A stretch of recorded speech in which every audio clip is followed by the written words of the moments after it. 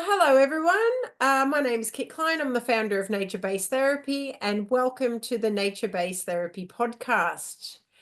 Today, I have a very lovely guest. We have Louise Finn from Off the Couch Therapy, and Louise is going to talk to us about her journey with nature-based therapy and how she got into nature-based therapy and what she's doing now. So, welcome, Louise. Thank you so much, Kit, for inviting me on. It's a real pleasure and privilege to be here, especially at the beginning of your podcast journey. I feel very honored. No worries at all. So I just wanted to ask, just to get started, tell us a little bit about where you're based, and what work are you currently doing? Sure. Obviously you might be able to hear from my accent. I'm not an Australian by birth. I was born in the UK, but I've been in Australia for over 20 years now, living and residing in Adelaide with my family. And I work predominantly with children, autistic children, ADHD children, neurodivergent families, so supporting the families as well. I do work a lot of hours outside in nature because, well, there's so many reasons, and I think we'll get into some of that a bit later. But I have found that being out in nature with a lot of my children who I counsel and work in therapy with, they are not children who want to sit in four walls, grey, sterile counselling spaces, with dog-eared books and old bits of, toys that are broken. We've all been in those kind of doctors' surgeries and clinics. Whereas if you go out into nature, I find that children really engage. Their senses are being stimulated. They can smell things, hear things, they can shout, they can run, and there's not this, being constrained in an office. So I love nature-based therapy with my neurodivergent clients, and I know that they absolutely adore it as well, rain or shine. Yeah, wonderful. Thank you for sharing that. And I also loved following your journey throughout the course, as you kind of went through the processes and looking at how you were implementing them both in your personal and Mm. professional practice. And I'm curious to know what drew you to study nature-based therapy in the first place. Like, did that have anything to do with your early childhood experiences of being in nature?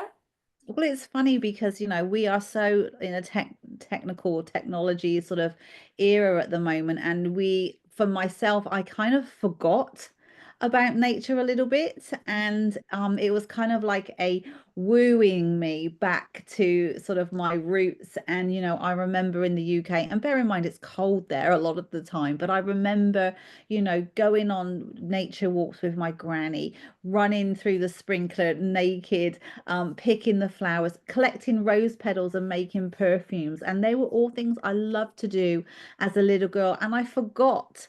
I forgot about it. It's interesting how we do forget some of these core memories. And now I can sort of remember them and bring them back into, my work with clients, whether we're painting rocks outside or, collecting different kinds of flowers or berries and all of that sort of scavenger hunt type thing that I used to really love as a child, and now I'm doing again. So that was a beautiful remembering.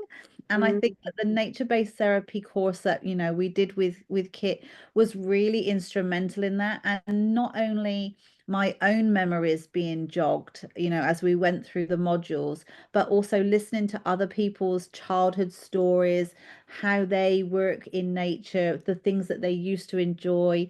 And that really intrigued me, especially people coming from different cultures, different countries. And for most of us, it's the same experience. It's that sort of, we're in nature, we are back where we should be. I feel good, I feel calm. I don't feel like the stresses of the world are so infringing on me. And I think we all kind of feel that when we come into nature, which makes it the perfect place to have a therapy session. Absolutely. And I love that you say, it's that remembering, and it's something that's not taken out of us. It's always within us, I think, because as we learn in the training, we are nature. We're not separate from the natural world. And it is really that remembering and that reconnection. I think there's Mm, always been a connection, but we forget. And I think it's not until we start being curious again and playful and creative, tapping into that right side of the brain, yeah. that we really kind of, yeah, that sparks that intuitive guidance of remembering our place in the natural world and the importance of connecting to it. And how has your relationship changed with nature since completing the course? Like you mentioned, you go out now and you're doing different things and implementing them. But do you Mhm. find like your relationship with nature has changed? I think what I've really gained and valued was when we were doing our nature-based journaling, and it was the slowing down and taking time to observe. And it's a skill for myself as an ADHD. I don't possess a lot of patience slowing down, and it really Mm. encouraged me to sit, observe, and really listen to what nature is saying to me.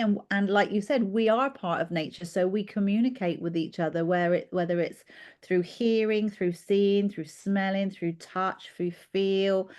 All of our senses can be engaged when we're out in nature. And that was what I loved, was just the exhortation, I guess, is the probably the right word, to slow down Mhm. and listen.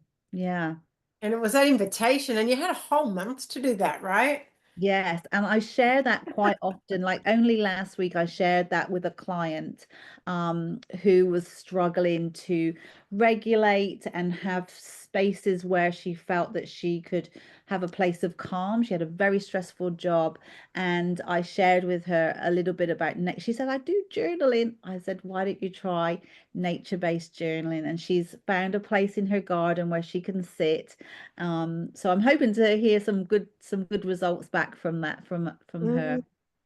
Yeah, keep us updated. I love that. I love that it is, I think that's the important thing. It's not normal journaling. It's not writing thoughts. We're actually not thinking at all. We're just being present and we're feeling. So we're being more in the body. It's more somatic work, like being Yeah. connecting to the senses and just observing rather than having to write or think.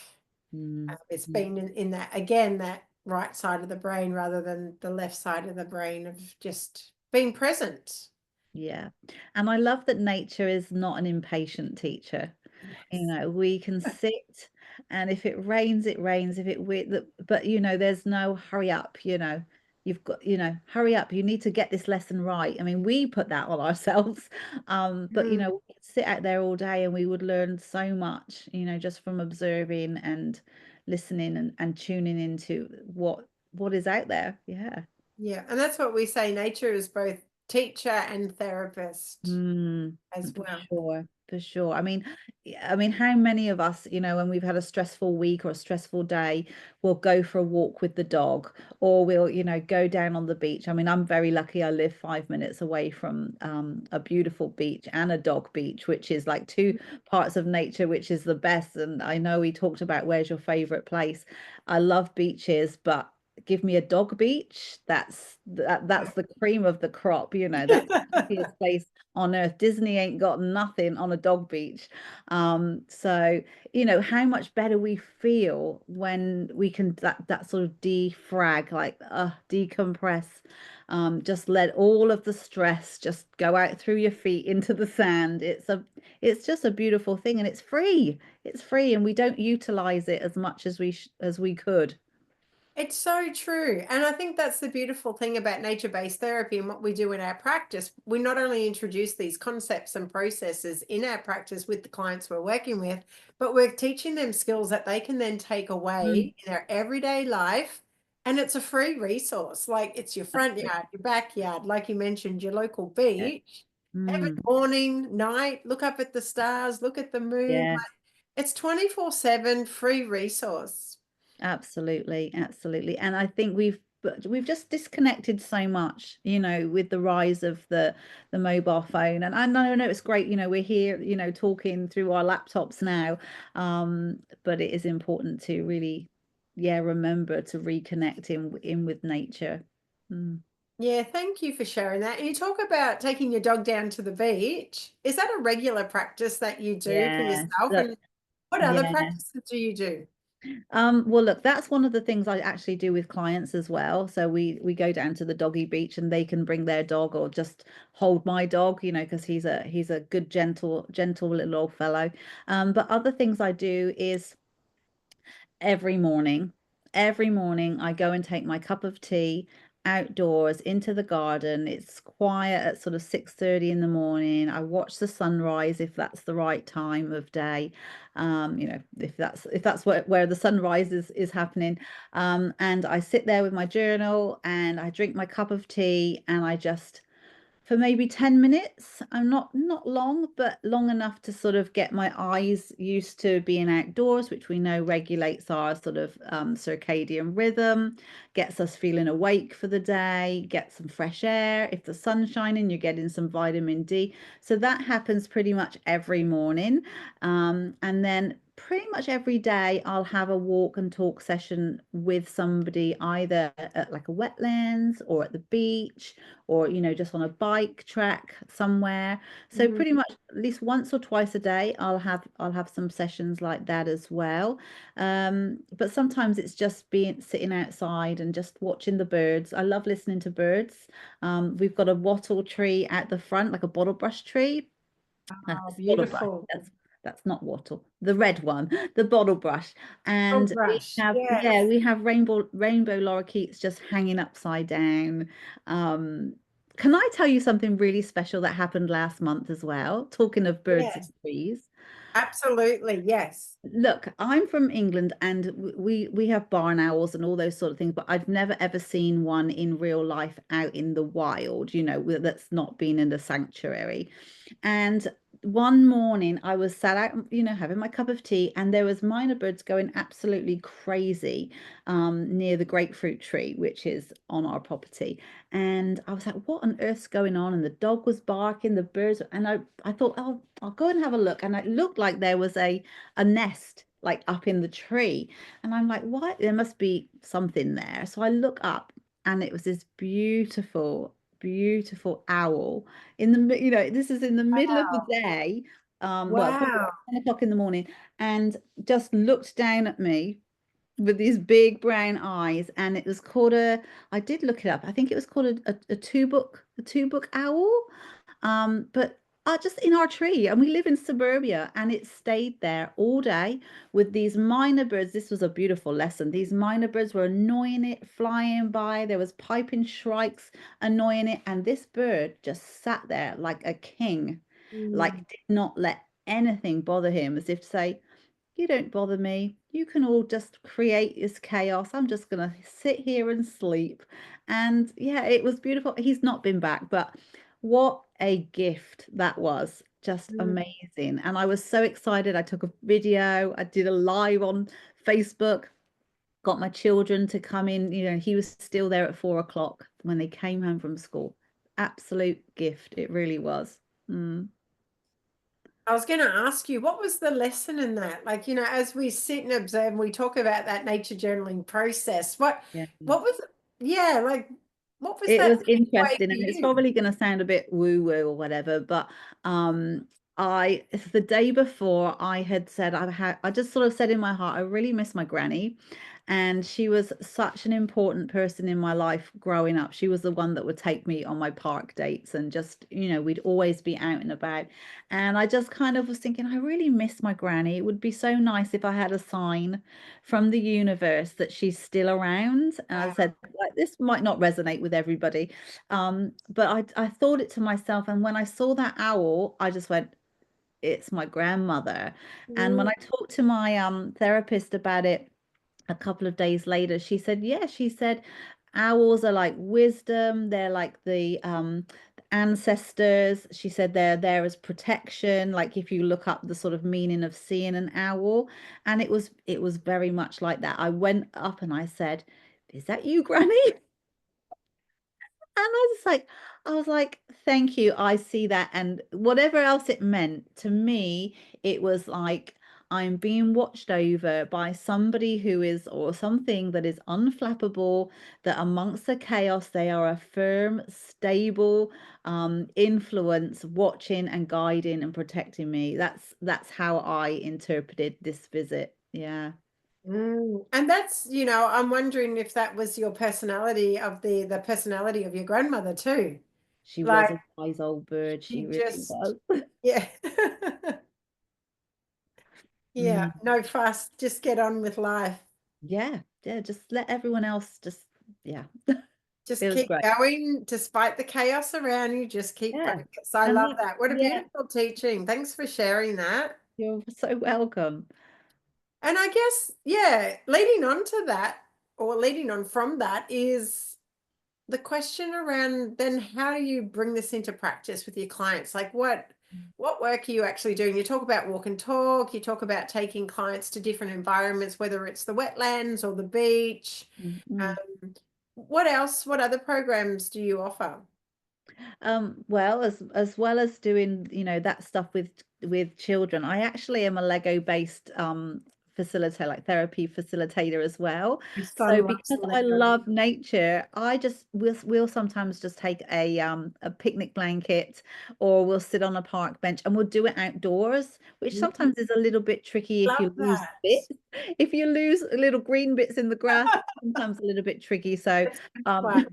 but it's taking whatever I'm doing with them, taking it outdoors. Um, and Mm. I think that that is a gift in itself, because again, we are sort of seeing more and more children having smaller spaces to be able to play in. So if we do some activities outdoors, it means that they're getting, some vitamin D, they're getting the sunshine on their face, they're having fresh air, they're learning about nature, they're learning about how they feel in nature. We do the 5, 4, 3, 2, 1, the 5 things you can see, 4 things you can hear, that exercise Yeah, is great. grounding exercise, which works really well in nature. I love doing scavenger hunts with them as well. So I'll just go online and look for nature scavenger hunts, print that out, and then we will have to, we go looking for those things in nature. And again, it's just bringing their awareness into their outer world instead of being in their head all of the time. But other than those things I like to do with my clients on my sort of one-to-one basis, I do run a group workshop as well. I've just run one a couple of weeks ago, and I've got one at the end of the month, which is designed for, I'll say, predominantly for mums who have children who have extra needs. So it's some time for them to learn about how to self-care, how to regulate, to have a place where they can be heard and supported amongst other mums. And I often say that, as young mums, we have play groups, toddler groups, the groups that we've been in for, our antenatal care. But then when they get to be at school or older, and that's sometimes when we see the difficult or the changes of behaviors become more obvious, there's a lack of support there. So that was my heart, to have a group which was a safe, encouraging, supportive environment for mums who are in neurodivergent families.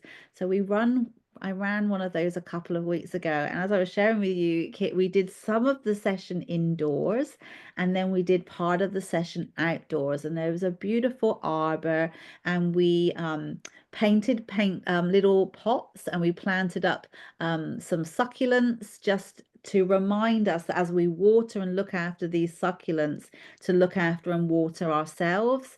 Mm. And it was interesting because, we were all sort of talking, we didn't know each other very well, but when we went outdoors, there was like, it was like a collective exhale, like everybody just went, oh, it's beautiful out here. And it was so, like, it was poignant. You really could, like, you could sense it. There was a different tone, there was a different energy in the group, just by taking that conversation, that group outdoors and working with nature. As I said, painting up a little plant pot, writing words of affirmations on the plant pot, putting the soil in, planting up the flowers, and just having that connection to that plant. And I've had a few people send those pictures back and say, it's still alive. How about that? Yeah. Oh, wow. Yeah, it is. And it reminds us to self-care when we have to care for something else. Supplements are a Exactly, great reminder exactly. as And well.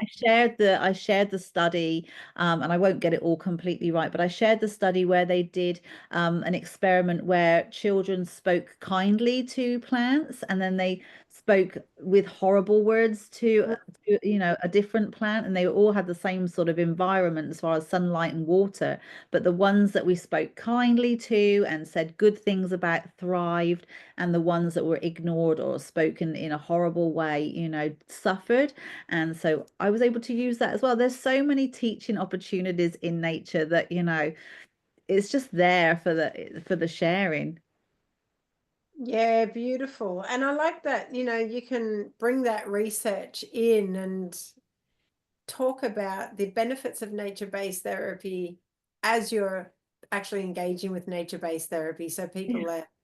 are getting that firsthand experience as Mm, well as education around, the benefits and the importance of it as well. And that was mm, going to lead on to my next question is, do you want to share a story or moment when nature played a significant role in your work with someone else? And you talked about, that moment as they walked out.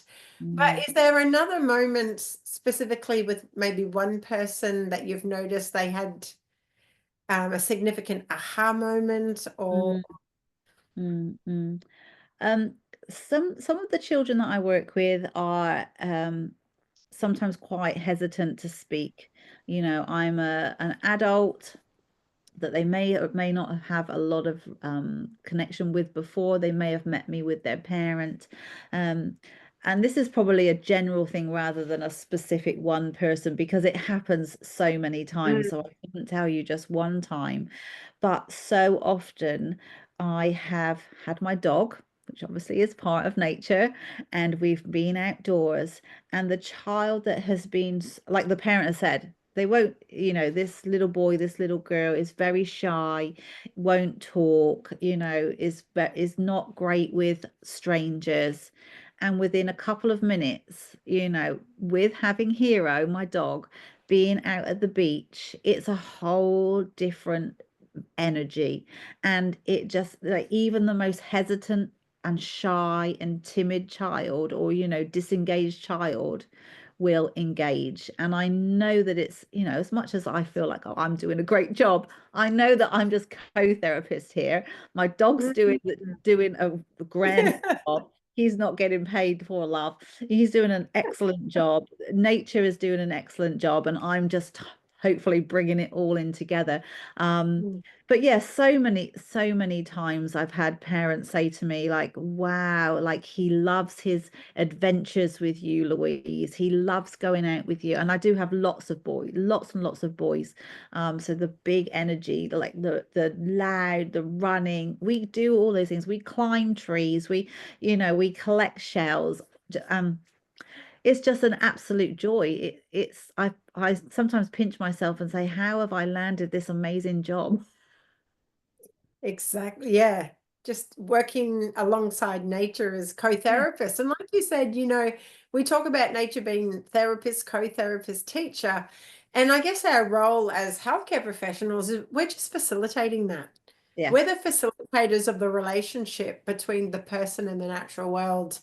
yeah, And we set the scene, it's set and setting, the environment does the work. And the person, I think, it's much like planting a seed and watching it grow. When we put someone in nature and we just let nature do what nature does, yeah. and reconnect and rebuild that relationship and the remembering that happens again, I think, we watch them sprout and bloom. People just Absolutely. become back to their authentic self and, not their diagnosis, not their problem, not their trauma, but it's Mm. just them being present and being there. And I think that's the power of working with nature. Definitely, definitely. And it's so underused. It really is, when we look at mental health. I mean, I'm loving seeing all these nature play areas popping up in schools. I think that's a really, really good initiative. And I know that my son benefits from that sort of outdoor climbing and things because, yeah, we've seen a real drop in that as well. Kids being in school for sort of 6, 8 hours or whatever it is a day when you count OSH and things. So yeah, it's something that we definitely can be using more. Mm.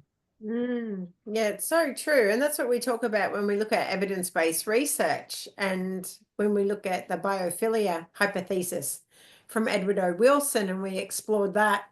And it's looking at, we are nature. And so, yeah, when you think about kids being in a classroom for a whole day, 9 till 3 within confined walls and sitting on man-made chairs and tables and using pencils, there's a disconnection just in that environment, I think. Yeah. And imagine having outdoor classrooms in every school where we can be learning with nature, in nature as well. Mm. So I think there's room for the curriculum to change, but I think also the environment in which we teach in Yeah. for Yeah. young people, because they get more of that in kindergarten. There's a lot more outdoor play. Mm.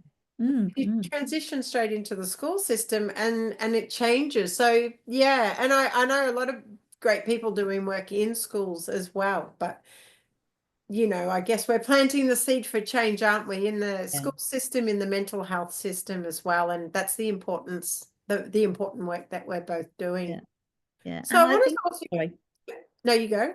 I was going to say, and I think a really great thing that we can do with children and with families is to start where they're at, so they may not have, a lot of space. So with one client, we've planted up like a pot with some different succulents in, and we painted the pot, well, we used crayons and things so that he had his own little bit of garden. And I think, anyone can do that. They can have a container where they can, grow some strawberries or, some celery or whatever it might be. Because I think sometimes a barrier for me is I don't have this big garden. I don't have an orchard or, all of this land. I've just got, a few pots and containers or, a rockery.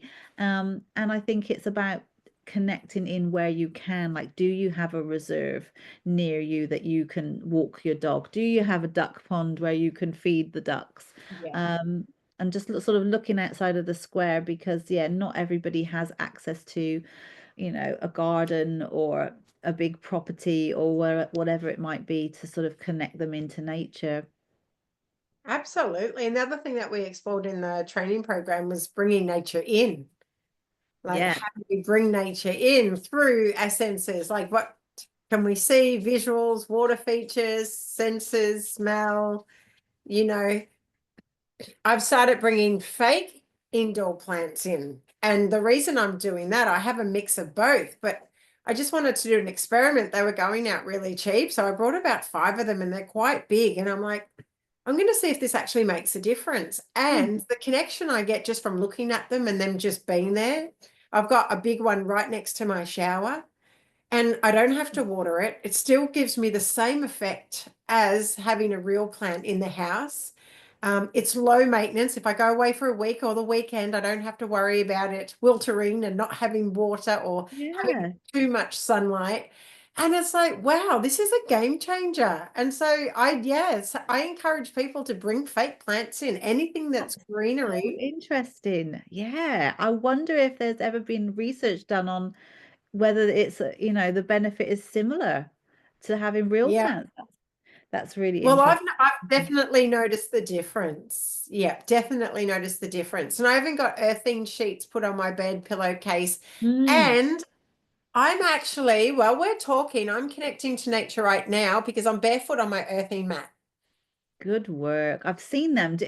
Are you finding them helpful?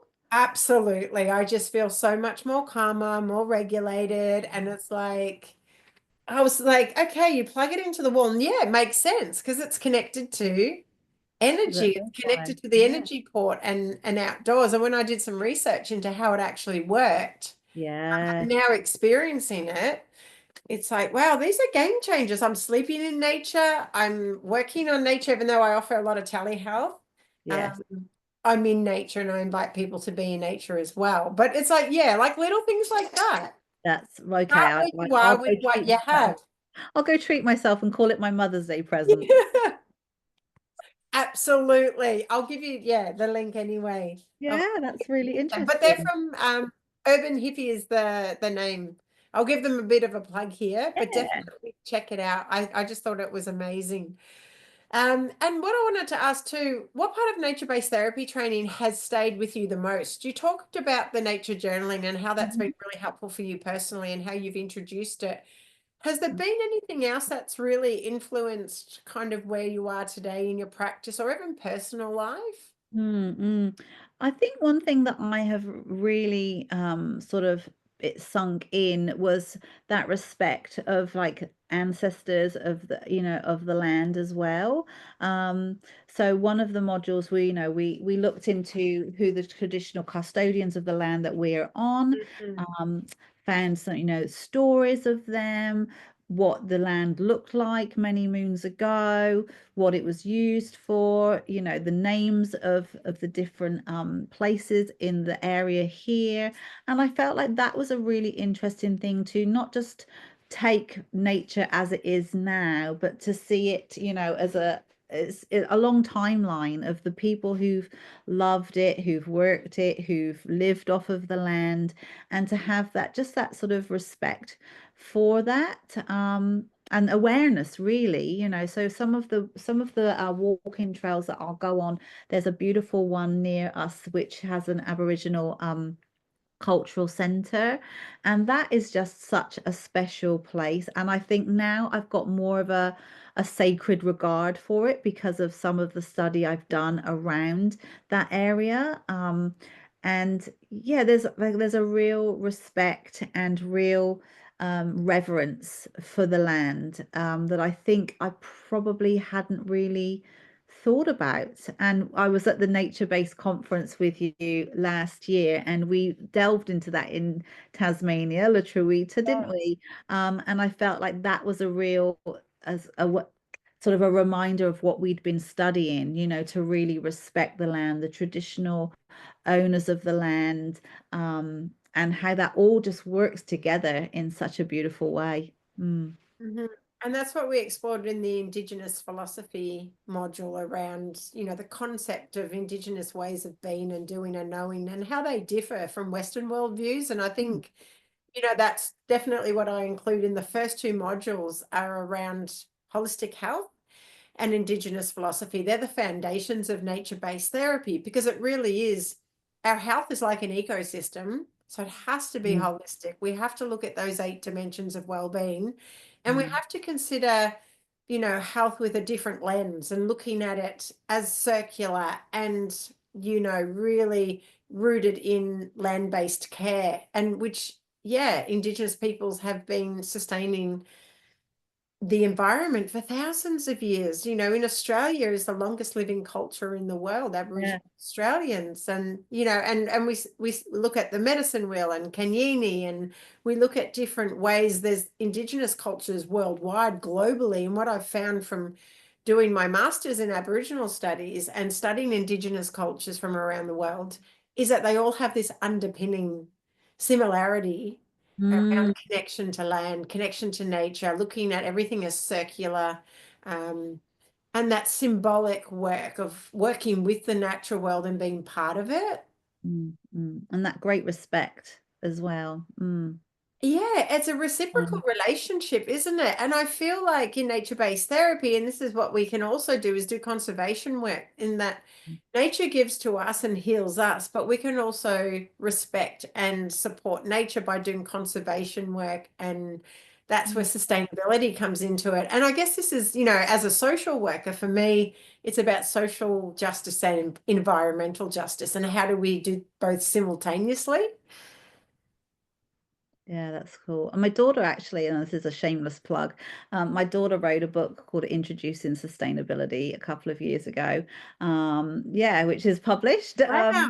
Oh, And you should, yeah, and can that you share that with us? yeah, I will. I can send you a link to it and you can put it in the show notes or whatever. But Too. yeah, Yeah.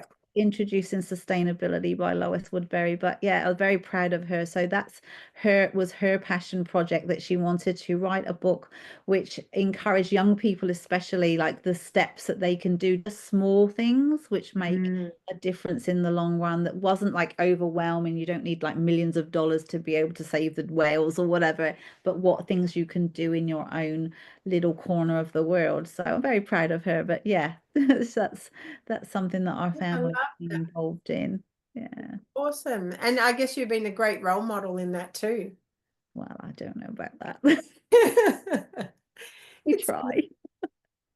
And so I guess in closing, what advice would you give to someone starting their journey in nature-based work? Like Mm, if someone wanted to delve into this and it's something that they're passionate about, they might love their Sunday hikes or they love going kayaking or something. How do you transform that, that inner passion of nature mm. connection into the work that you do? Yeah. Do you have any advice?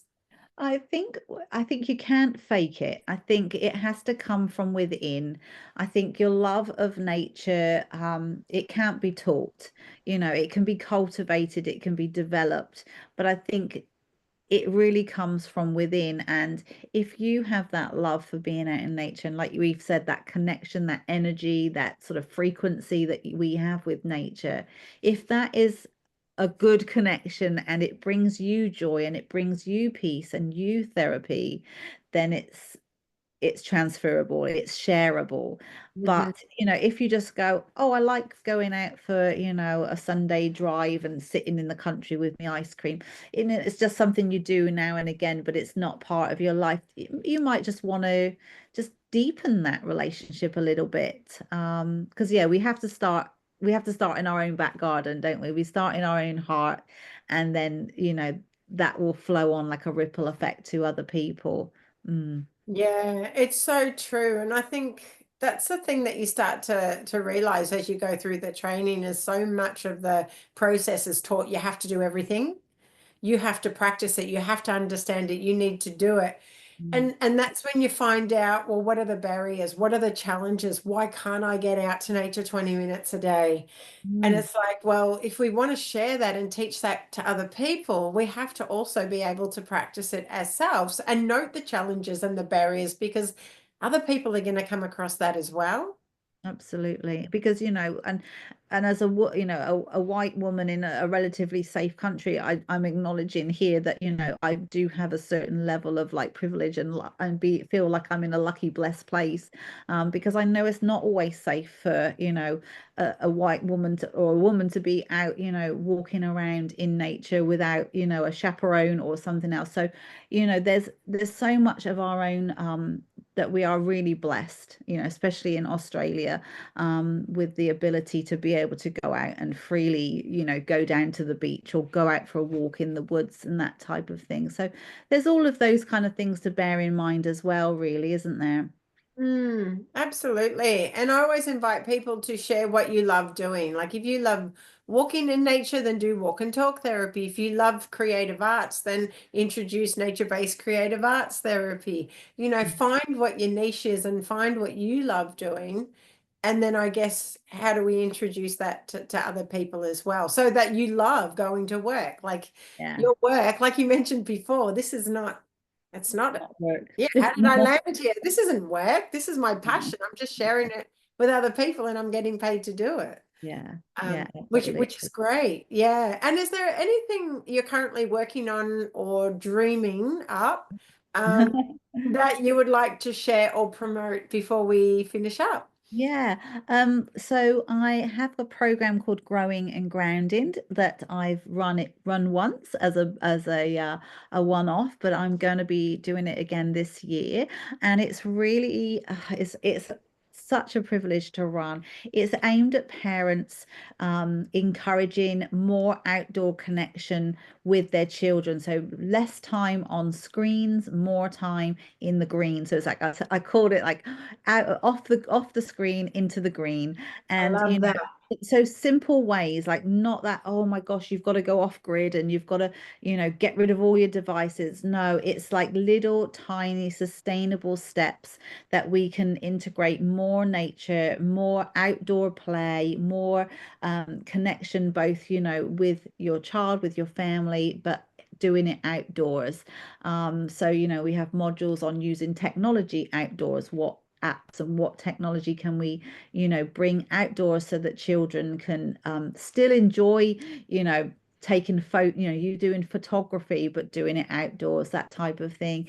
Oh, it's a really great course. So it's 6 weeks, and I'm hoping we'll get it on the way. Probably August, I reckon, because it's kind of like a wintry months and we all tend to sort of stay indoors, rug up. But it's a perfect opportunity to be able to go outdoors because it's not like really hot or anything. So yeah, that's one of my little creations that I love doing. Yeah. I love that. And you're launching it, getting ready for spring. Yes, and spring's my most favorite season. And luckily in Adelaide we do have seasons. I know it's not quite the same in other parts of Australia, but I love spring. The baby animals, the little ducklings, Mm. the shoots coming through the ground. It's just a season for me, a season of hope, a season of new beginnings. It's the best. I feel like it's the best season, but Yeah, I love spring too. That's the same here in Victoria. We're so blessed to be able to have, we sometimes we get 4 seasons in one day here, but We we want me to just sing Four Seasons. Yeah, Crowded House. Is Mm. there? Is it one of their songs? Yeah, it's a song and it's written about Melbourne, Four Seasons in One Day by Crowded House. You'll have to listen to it. Oh my gosh, I will too. I had no And idea. I'm not even an Australian, and I know. Thank you for that. If anyone wants to get in touch with you, the best way is what's your website?